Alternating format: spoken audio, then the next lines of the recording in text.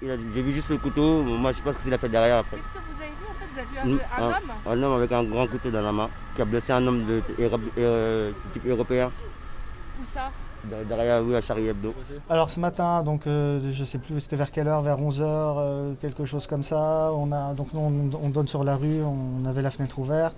On a entendu des cris donc provenant de la rue Amelot. J'ai mis la tête par la fenêtre pour savoir un peu ce qui se passait. Bon, on n'a pas vu grand chose, on a seulement vu des gens courir. Oui, j'étais sur le trottoir et puis franchement j'ai juste entendu des cris. Au début, je me suis dit que c'était sûrement une fête ou quelque chose, et puis ça criait assez fort. Du coup, je me suis dit qu'il se passait quelque chose, quoi.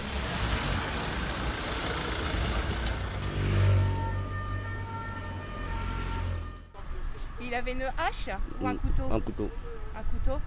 Et vous l'avez vu partir? Il avait pris le métro, il s'est barré, ouais. Il a pris le métro où? Ligne 5, voilà. À Richard-Lenoir? À Richard-Lenoir. Mais vous l'avez vu blesser la personne? Non, j'ai vu la personne blessée, j'ai pas vu la personne qui faisait son acte. À l'extérieur de la rue? Dans la rue, voilà. La personne, elle était blessée comment? Blessée à la tête. Une seule personne? Ben, moi j'ai vu une seule personne, apparemment les autres j'ai pas vu. Ouais. Et le gars était un petit peu court de taille, barbe grise un peu. Barbe grise? Voilà, pas très trop haut, mais un petit peu. Je l'ai vu poursuivre le mec qui était déjà blessé. Mais j'ai pas entendu qu'est-ce qu'il a dit, s'il a dit un mot à la Wakwa ou un truc comme ça, je sais pas. J'ai pas entendu ça. Au bout de 5-6 minutes, on a vu un dispositif qui s'est mis en place, voilà, des policiers qui sont arrivés, quoi, tout simplement.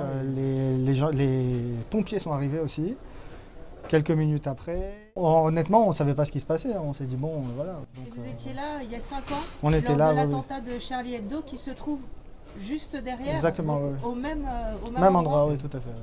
Vous pouvez me situer là par rapport les locaux de Charlie Hebdo? Bah, c'est juste en face. Voilà. Ma fenêtre donne sur la rue Nicolas Appert, qui est donc dont les locaux de Charlie Hebdo qui sont derrière, voilà, tout simplement.